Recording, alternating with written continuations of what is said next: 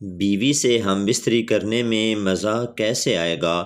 بیوی سے ہم بستری کرنے کا کیا طریقہ ہے؟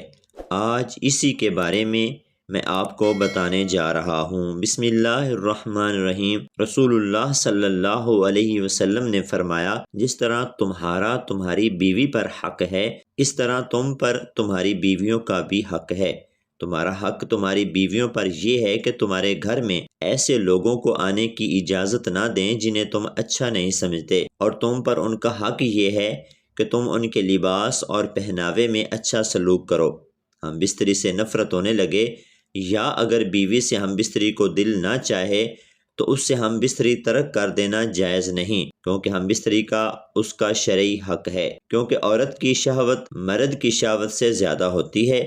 رسول اکرم صلی اللہ علیہ وسلم نے فرمایا، جب کوئی شخص اپنی بیوی سے ایک دفعہ ہم بستری کرنے کے بعد دوبارہ ہم بستری کرنا چاہتا ہو تو اس کو وضو کر لینا چاہیے، کیونکہ وضو کرنے سے دوبارہ ہم بستری کرنے میں زیادہ لذت اور سرور حاصل ہوتا ہے۔ حضرت ابو ہریرہ رضی اللہ تعالی عنہ نبی کریم صلی اللہ علیہ وسلم سے روایت کرتے ہیں کہ عورت کی شہوت مرد کی شہوت سے 99 درجے زیادہ ہوتی ہے، مگر اللہ تعالیٰ نے ان پر شرم و حیا غالب فرما دی ہے۔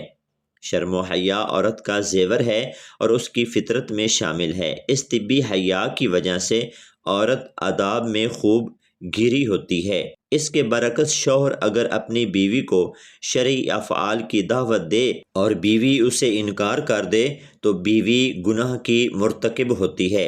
حضرت ابو ہریرہ رضی اللہ تعالی عنہ بیان کرتے ہیں کہ پھر نبی کریم صلی اللہ علیہ وسلم نے مردوں کو مخاطب کرتے ہوئے پوچھا، کیا تم میں سے کوئی ایسا آدمی ہے جب وہ اپنی بیوی سے ہم بستری کرتا ہو تو دروازہ بند کر کے پردہ کر لیتا ہو اور اللہ کے پردے سے اس فعل کو چھپاتا ہو؟ لوگوں نے جواب دیا، ہاں ایسے لوگ موجود ہیں۔ آپ صلی اللہ علیہ وسلم نے پھر یہ پوچھا، ایسا آدمی بھی ہے جو اسے دوسروں کے پاس جا کر بیان کرتا ہو؟ یہ سن کر صحابہ اکرام رضی اللہ تعالی عنہ خاموش ہو گئے۔ اس کے بعد آپ صلی اللہ علیہ وسلم عورتوں کی طرف مخاطب ہوئے اور ان سے پوچھا، کیا تم میں سے کوئی ایسی عورت ہے جو اپنے خاوند کی خلوت کی باتیں دوسری عورتوں کو بیان کرتی ہوں؟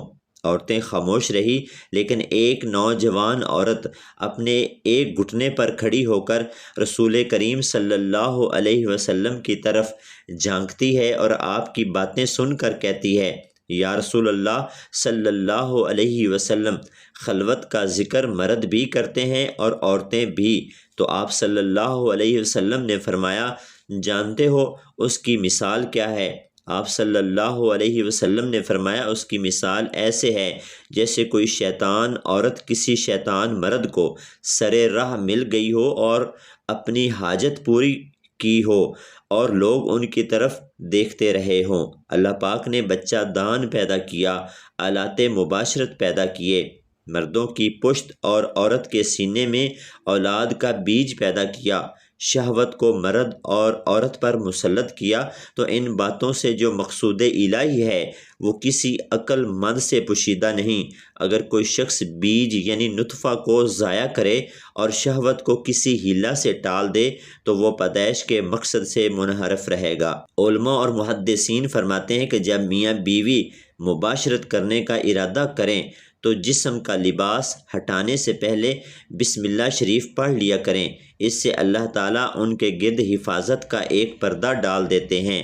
شیطان ایسے میاں بیوی کو نہیں دیکھ سکتا، جنات ان کو نہیں دیکھ سکتے، اس لیے سنت ہے کہ انسان کپڑا اتارنے یا پہننے کے وقت بسم اللہ الرحمن الرحیم پڑھ لیا کریں تاکہ ان کے گرد حفاظت کی چادر آ جائے، اللہ تعالیٰ کی طرف سے شیطان اور جنات ان کو نہ دیکھ سکیں۔ لوگ سنت کا خیال نہیں رکھتے اور جسم سے لباس ہٹا دیتے ہیں، شیطان اور جنات ان کا جسم دیکھ لیتے ہیں، پھر کہتے ہیں کہ لڑکیوں کو جنات کا اثر ہو گیا، فلاں انسان پر جنات کا اثر آ گیا اور شیطانی اثرات ہو گئے۔ بحیثیت ایک انسان اور مسلمان ہم نبی کریم صلی اللہ علیہ وسلم کی سنت کو چھوڑ کر خود اپنے لیے مصیبتیں خرید لیتے ہیں۔ اس لیے میاں بیوی کو چاہیے کہ جب اکٹھا ہونے کا ارادہ کرے تو اپنے جسم سے کپڑا علیحدہ کرنے سے پہلے بسم اللہ الرحمن الرحیم ضرور پڑھ لیں، تاکہ ان کو آپس میں لیٹے ہوئے کوئی شیطان یا کوئی جن نہ دیکھ سکے۔ بلکہ شریعت نے یہ بات کہی کہ اگر جسم سے اپنا لباس ہٹائیں تو ایک بڑی چادر ہو جس کے اندر وہ دونوں ایک دوسرے سے ملیں۔ اس بڑی چادر کی وجہ سے اللہ تعالیٰ ان کی ہونے والی اولاد میں حیا پیدا فرمائیں گے۔ علماء اور محدثین فرماتے ہیں جب میاں بیوی نے اپنے اوپر بڑی چادر لینے کا اہتمام کیا تو اللہ تعالیٰ نے فطری طور پر ان کو شرمیلی اور حیا والی اولاد سے نوازا، جو کہ والدین کے لیے آنکھوں اور دل کی ٹھنڈک کا ذریعہ بنی۔ علماء فرماتے ہیں کہ اگر میاں بیوی کے میلاب سے اولاد کا نطفہ ٹھہر گیا مگر میاں بیوی کی اگلی نماز قضا ہو گئی تو ان کی اولاد فاسق رہے گی۔ لہٰذا ایسا معاملہ ہے جس میں مردوں اور عورتوں دونوں کی طرف سے عموماً کوتاہی ہو ہی جاتی ہے۔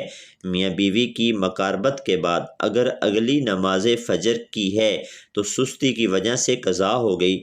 ایسا بھی ہوتا ہے کہ میاں بیوی غسل کرنے میں سستی کرتے ہیں جس سے نماز قضا ہو جاتی ہے۔ ایک بات نقطے کی یاد رکھنا کہ جب بھی میاں بیوی کے ملاپ کی وجہ سے ان کی اگلی نماز قضا ہوئی اور اس ملاپ سے ان کی اولاد ہو گئی تو اس اولاد کے اندر فسق و فجور آئے گا۔ جب ماں نے ہی اس عمل کی وجہ سے اللہ کے حکم کو توڑ دیا تو پھر پھل بھی تو ویسا ہی ملنا ہے۔ لہٰذا جب بھی ایک دوسرے کے ساتھ ملیں تو ملنا شریعت کے مطابق ہونا چاہیے۔ مقاربت کی وجہ سے نماز قضا نہیں ہونی چاہیے۔